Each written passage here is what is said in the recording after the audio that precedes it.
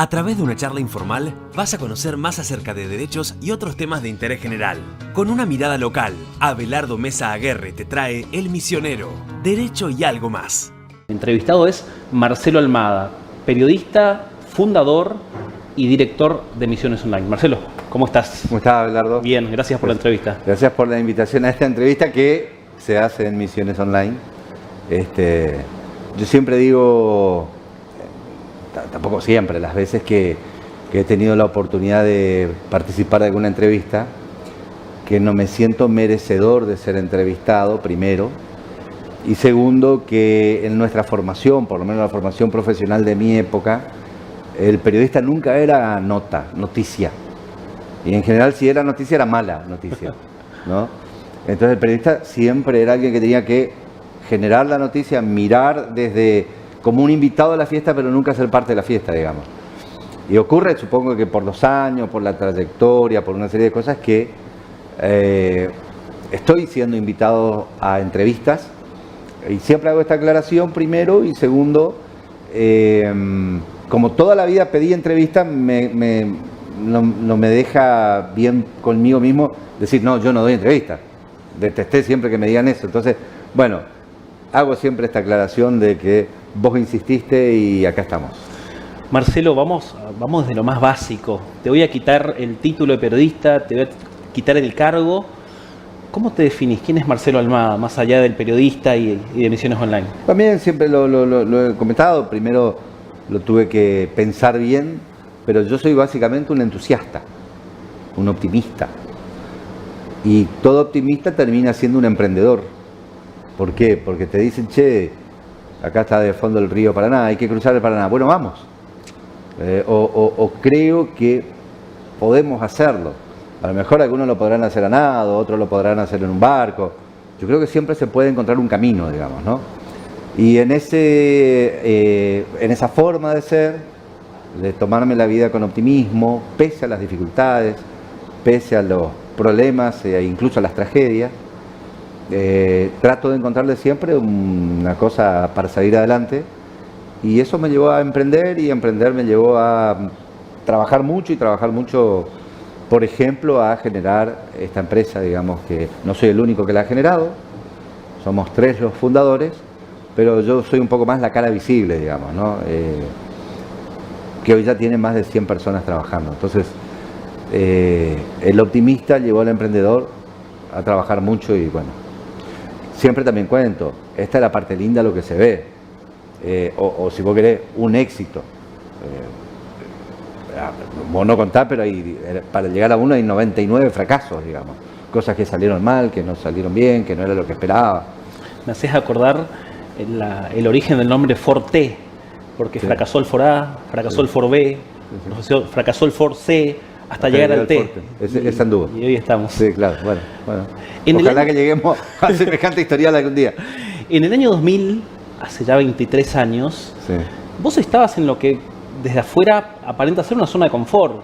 Eras un periodista ya reconocido, tenías tu propio medio de comunicación, tenías tu propia radio. Sin embargo, te embarcaste en algo totalmente novedoso, en una innovación radical.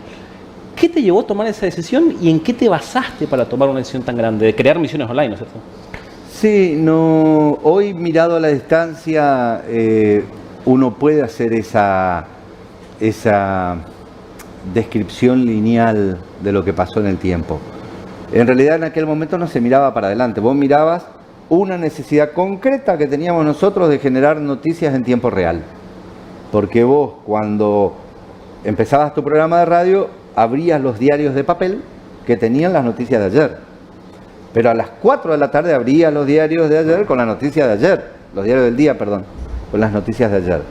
Entonces a la mañana ya había declarado el gobernador, el intendente, los ministros, los empresarios, y nada de eso estaba actualizado. Entonces, en realidad lo que estábamos buscando era crear una agencia de noticias. Incluso pensábamos grabar audios y mandar audios a todas las radios del interior. Estábamos buscando alguna herramienta donde actualizar las noticias y distribuirlas.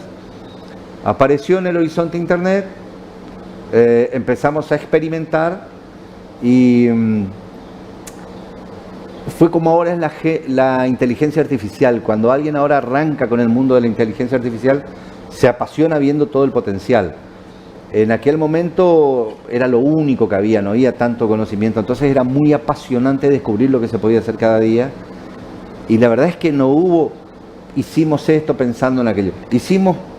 Trabajamos para crear una herramienta que resolviera publicar las noticias en tiempo real, que ya existía esa herramienta, solo que no por internet, sino con teletipos, que era una agencia de noticias. Y bueno, después el resto fue trabajo.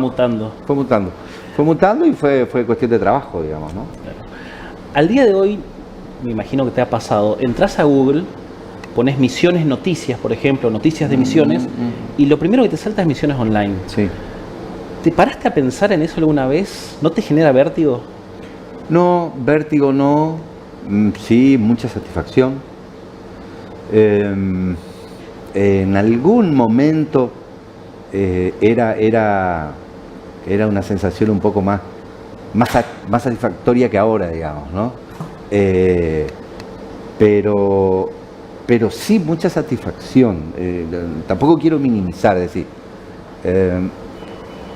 a mí me dio mucho orgullo, emoción cuando ganamos con Cataratas y las convertimos en una de las 7 maravillas naturales del mundo, y yo coordiné con fuerte apoyo del gobierno provincial, del sector privado, de los medios, de todo el mundo. A mí me tocó hacer un trabajo bien concreto de coordinación de todo eso. Y que tampoco fui el único, fuimos un equipo, pero claramente tenía ahí un rol. Eso me emocionó hasta las lágrimas, pero hasta las lágrimas, en serio, el día que ganamos. Lo de Misiones Online es distinto. Vas viendo crecer a esta creación de nuestro trabajo y de nuestra idea y de nuestra búsqueda profesional, y tenés muchos momentos buenos y te pone contento, satisfecho, pero también tenés muchos momentos malos.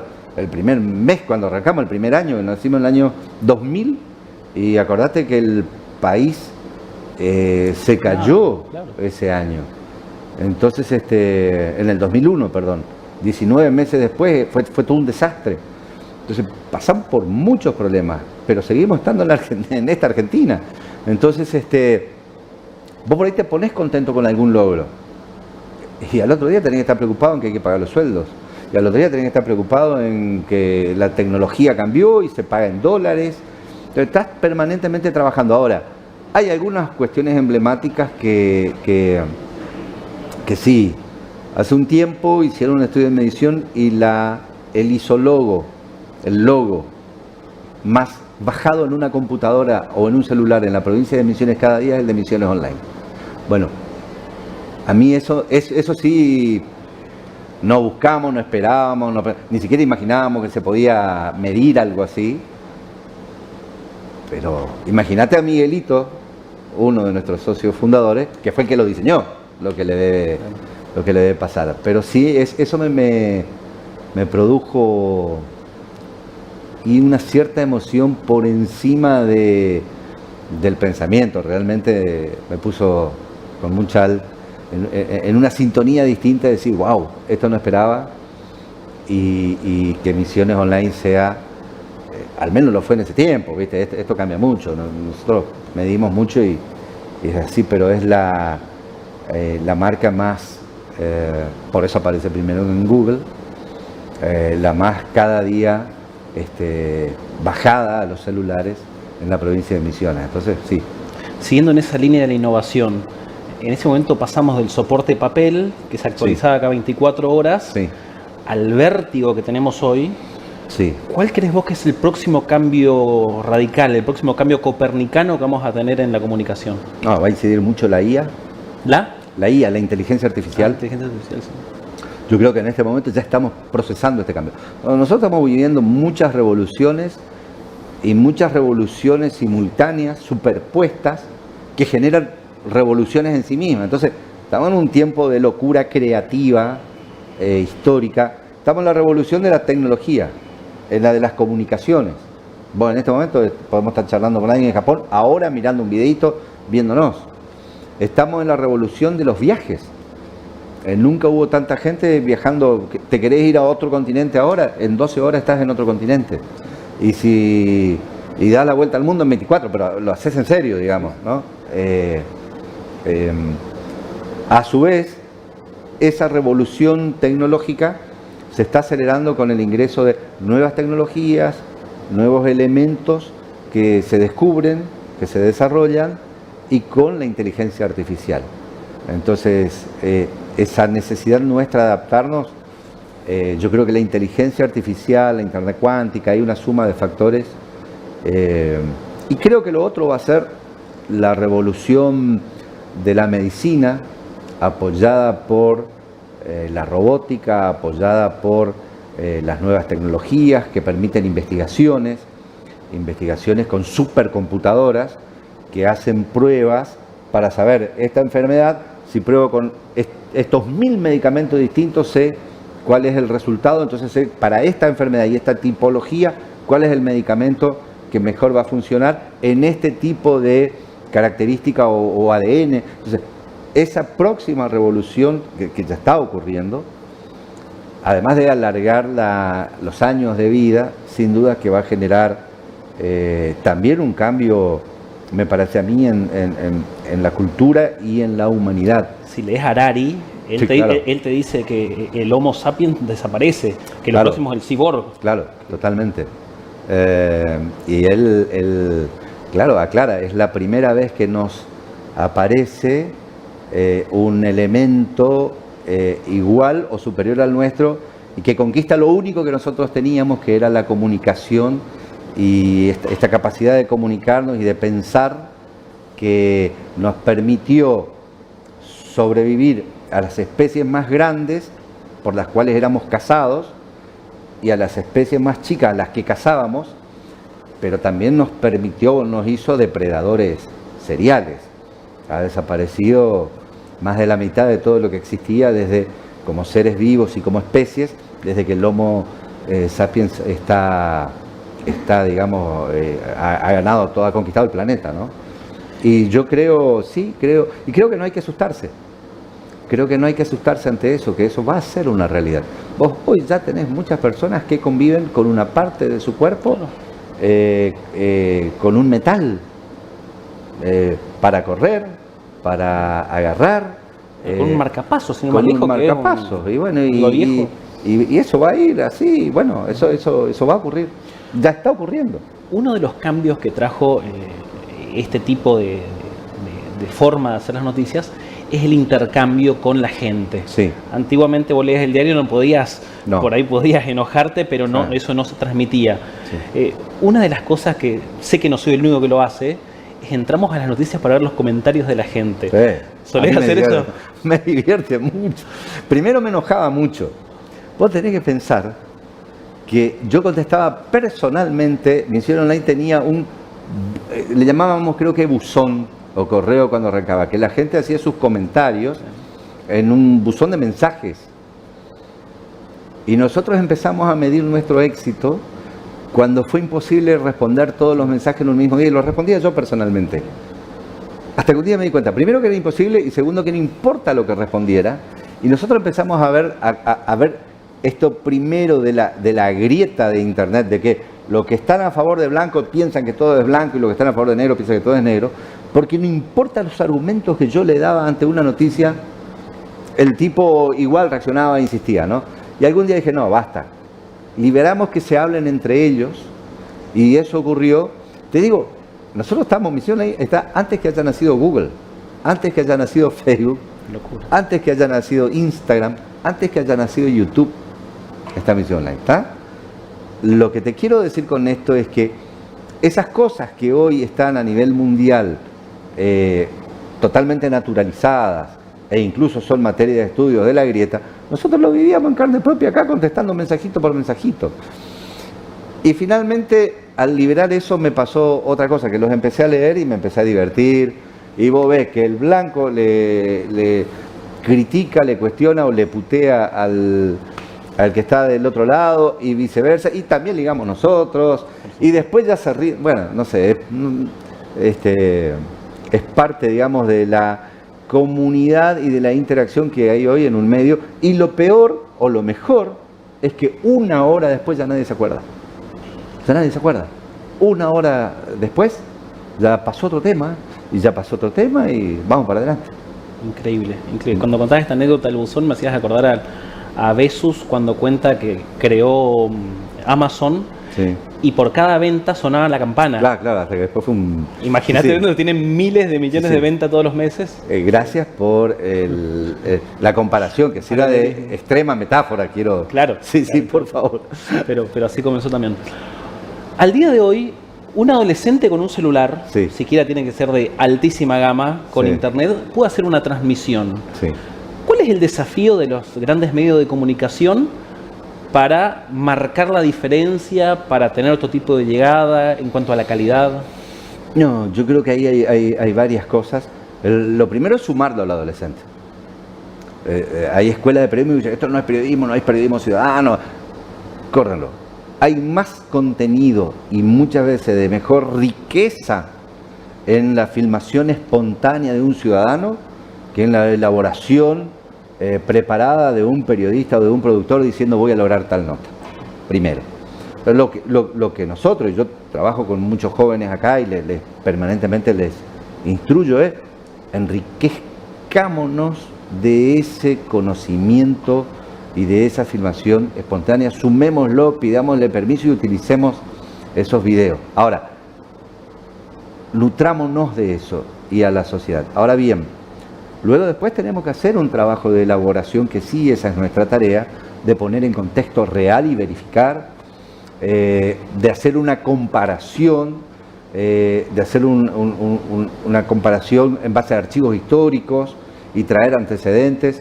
Eso no va a terminar nunca la posibilidad de que un periodista comprometido haga bien su trabajo, que claramente puede estar nutrido con un primer disparador de un video disparado por un chico de 16 años. Que por ahí tiene otro público además. Que además tiene otro público, al que también tenés que tratar de llegar.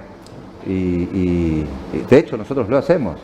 La verdad que estamos sorprendidos con nuestra performance en TikTok. En Instagram, ni hablemos, nosotros ya estamos llegando a los 900.000 seguidores. Si sumás Facebook, Instagram, Twitter, TikTok, porque van apareciendo nuevas herramientas en el canal de Twitch, en el de YouTube, en el Daily Motion. O sea, nosotros generamos contenidos multiplataforma, la distribuimos por muchas plataformas, pero algunas va este contenido y en otros no va este contenido, porque la gente que está ahí quiere tener noticias blandas. Nos costó mucho entender eso y le costó mucho a mucha gente entender eso, que te decía, qué sitio de porquería porque no pone, no sé, política. Y no, en esta red social no está para política está la web, acá lee economía, política, acá lee todo. Ahora, en esta red social la gente lo que busca es distenderse, acá busca videitos, entonces trabajamos así de manera segmentada. ¿Y es posible para una persona entender todos esos nichos? Los jóvenes ya lo entienden, ya vienen así. A los que les ha resultado todo un trabajo es a los periodistas de mi generación y a los que les siguen a mi generación, que fueron formados de la misma manera que yo. Les costó más, trabajaron mucho en que es texto y hoy es audiovisual. Y bueno, sí, pero yo creo que los chicos más nuevos vienen multiplataforma. Lo que les falta, que también acá lo trabajamos mucho, es justamente gramática, texto, así escribas un párrafo, tenés que escribirlo bien y que se entienda, digamos. Marcelo, la popularidad siempre fue importante. A ver, si no tenés popular no vendés, por lo tanto no subsistís como periodista, digo. Sin embargo, en estos días pareciera que la popularidad y el like fuera todo. ¿Cómo incide esto en la noticia? ¿La popularidad de quién? En este caso del medio. Bien, muy importante. Que un medio tenga muchos seguidores es muy importante. Por eso yo quería distinguir. Yo distingo mucho lo que es la popularidad de una persona o de un profesional Porque yo de última prefiero ahí la calidad, el respeto, el prestigio más que la popularidad. Ahora, un medio necesita tener mucha gente, muchos seguidores, mucha gente compartiendo las noticias para que éstas lleguen más lejos. Y nunca nuestras noticias llegaron tan lejos. Nosotros en serio tenemos, pero además porque nos comentan, tenemos lectores en España, tenemos lectores en Corea, tenemos lectores en Canadá. Decime qué periodista misionero hace 20 años atrás hubiera pensado escribir un artículo y una hora después me responde alguien desde Japón. Bueno, entonces estamos en una situación que nunca se vivió en la historia. Eso es importante para el sostenimiento del medio, el sostenimiento económico del medio y el sostenimiento económico de los periodistas. Cuando digo periodista, digo periodista, camarógrafo, técnico, recepcionista, vendedores, chofer, lo que vos quieras, todo el grupo humano, digamos. Entonces sí es muy importante. Ahora, el gran desafío es qué tipo de popularidad, a qué precio y a qué costo. ¿No? Podríamos... No es lo mismo fama que prestigio. Y bueno, y también si te pones solo a buscar prestigio, para empezar para mí estaría mal que lo estés buscando. Pero si, digamos, buscaras solo la calidad y no te lee nadie, entonces, ahí hay una cuestión que fue variando en las últimas 2 décadas. Y vos mirá los noticieros de Buenos Aires, te ponen un cómico, te ponen o un avatar, o mirás algún periodista de renombre y hace comentarios supuestamente chistosos. Es decir, la realidad es tan dura que la gente no se banca solo lo negativo. Salirse de lo negativo. Bueno, hay un primer paso que es intercalando con noticias más blandas, digamos, ¿no? Y después realmente hay gente que busca solo eso, es decir, mira, una de las noticias más leídas en los últimos tiempos fue cómo sacar las manchas en tu ropa. No recuerdo si era mancha con limón o eso. Eso le resuelve el problema a mucha gente, ¿verdad? Y era un videito que te contaba cómo una mancha sacarla. Bueno, y nosotros tenemos que estar atentos a esas cosas también. Claro. Ahora, te enlazo la pregunta anterior con esa necesidad de ampliar el horizonte, de popularidad, con el límite. ¿Dónde está el límite de la noticia el día de hoy? Siempre se trató de 2 cosas. Libertad y criterio. Entonces, no hay un límite. Cualquiera puede poner lo que quiera. De eso se trata la democracia, de eso se trata la libertad. Y nosotros somos profundos respetuosos de la libertad. Imagínate en esta provincia, por ejemplo, en los últimos 20 años, si querés, se dijo de todo, pero de todo. A favor, en el medio y en contra de quien quiera. Especialmente cuando hablas del gobierno de algunos gobernantes. No pasó nada. Esa es la libertad. Ahora, el criterio de qué es razonable, qué es importante, de cómo te podría decir, abordar una noticia, hay una cuestión profesional y de criterio profesional que va marcando cómo es un medio. Entonces pasás a tener un medio amarillista, un medio vende humo, un medio serio, un medio aburrido. Y ahí hay un criterio. Si yo solo sacar las noticias institucionales, ¿no? Es un bodrio. Un bodrio, la verdad. La gente, bueno, sí, las 2 o 3 cosas importantes institucionales, después quiere ir a otras cosas. Y hay una cuestión de criterio. Por eso el criterio que tenían hace 50 años los que hacían la tapa del diario papel. Yo elaboré tapas de diario papel y finalmente era tu criterio de decir, bueno, ¿qué es lo importante? Un poco de política y economía, un poco de fútbol, un poco de información general, seguramente algo de policiales. O sea, vos elaborabas con un criterio, como dice el New York Times, las noticias que merecen ser publicadas. Entonces, de todo lo que pasa, y más ahora de lo que pasa, y hacer una selección y después con tu criterio, depende mucho del criterio profesional, digamos. Eso en cuanto a las noticias. Después sí hay un límite ético de algunas cosas que hemos evolucionado mucho, seguramente con graves falencias, pero hoy hay un abordaje distinto a ciertas problemáticas, por ejemplo la del suicidio, ¿no? Que antes te decían, poné la cámara y no. Entonces hay una cuestión ética que ha ido cambiando, de la que estamos aprendiendo todos, porque el mundo se ha ido transformando, en la que tuvimos que deconstruirnos. Bueno, estamos en ese camino, digamos. Como en todos. Como todos, como sí. Ya en la última parte de la entrevista te llevo voy a vos como periodista. Sí. ¿Qué entrevistas te gustaron hacer y qué coberturas te enorgullecen mirando para atrás? ¿Cuáles te gustaron hacer y cuáles te enorgullecen? ¿Puede ser una, dos? Me agarrás sin haberla pensado, porque si lo hubiera podido pensar capaz que Mejor. cada tanto recuerdo, pero excepto una presidenta, yo entrevisté a todos los presidentes de la democracia para acá. Pese a que estuve con esa presidenta, no la pude entrevistar. Qué intriga, no tengo idea de quién puede ser. Claro, sí, ¿no?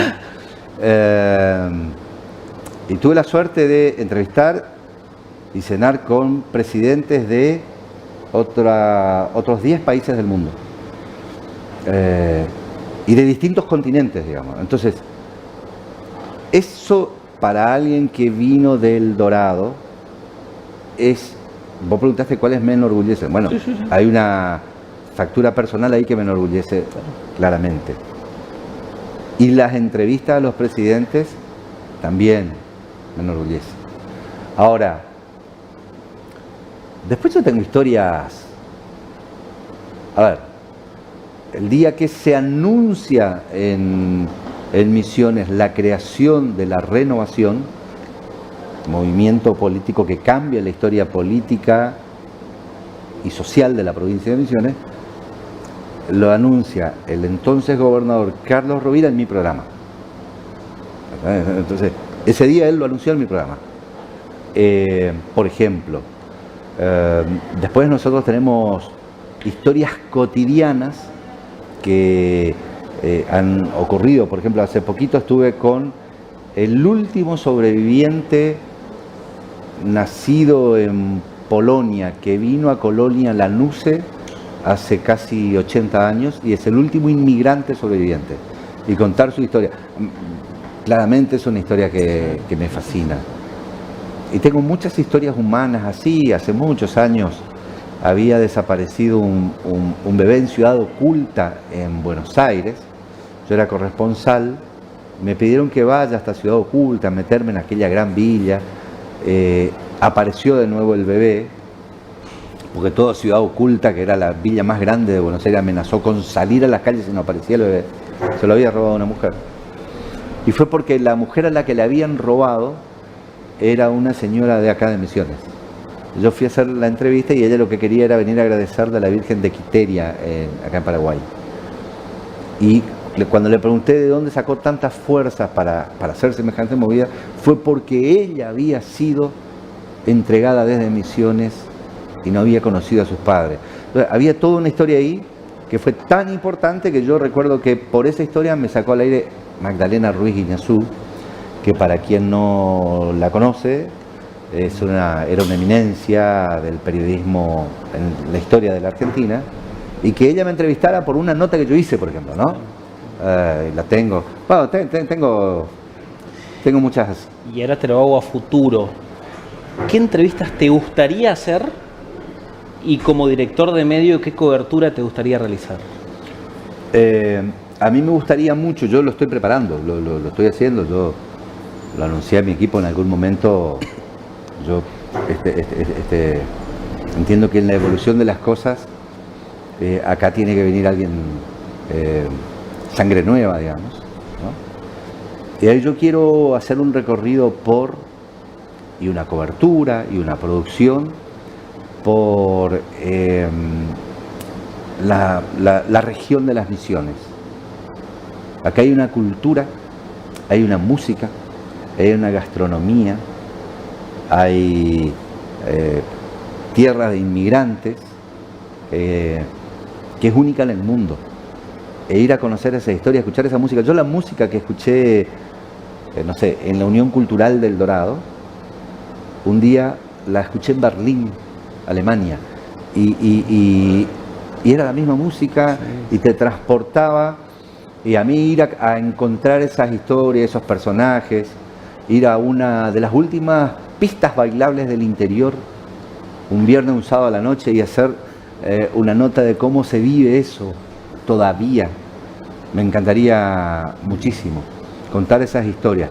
Y conozco algunas historias, siempre escuchamos las historias de la inmigración que llegó a Buenos Aires de los tanos, los españoles. La inmigración que llegó a Norteamérica, que terminó siendo los cowboys contra los comanches y los pieles rojas, así, ¿no?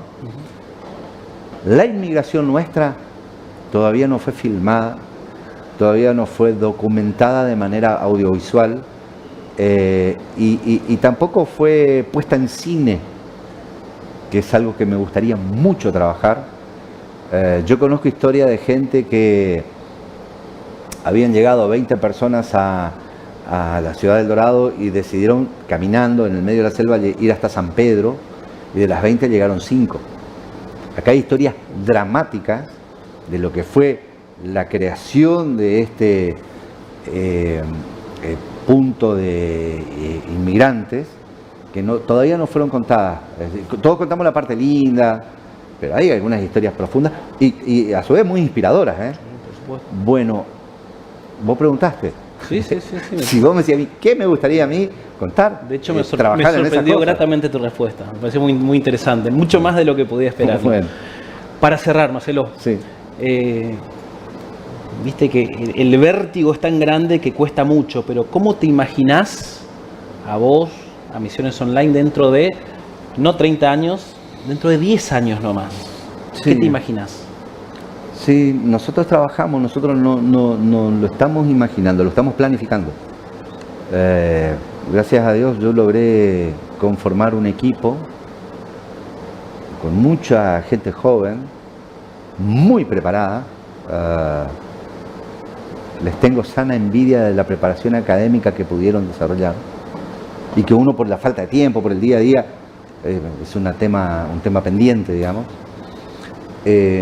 Y ese equipo, cada tanto nos ponemos a pensar qué vamos a hacer o cómo vamos a estar en los próximos 5 y en los próximos 10 años. Pero lo hicimos hace 15 años atrás y lo seguimos haciendo, digamos, ¿no? Y el otro día estábamos invitados y fuimos a Google con el equipo, viajo siempre con ellos. Y estuvimos en Google y la pregunta que nos invitaban a pensar es no cuántos likes tengo, cuántas visitas tengo, sino qué tengo que hacer para seguir en este lugar en los próximos 5 años. Y nosotros, esa es la pregunta que nos hacemos todos los días. Por ahí a veces sube un poquito más la cantidad de visitas, baja un poquito más. No estamos, no quiero decirlo mal, a ver, medimos el día a día. Nosotros hoy hay herramientas con las cuales podés medir en este momento qué noticia está picando en punta, qué está queriendo leer la gente, desde qué región las leen, ¿no? Y trabajamos mucho el día a día, pero estamos pensando siempre, por lo menos en el mediano plazo. Eso. Por eso en plena pandemia surgió este canal. Por eso nos hemos convertido con 7 emisoras de radio en la mayor cadena radial de emisiones.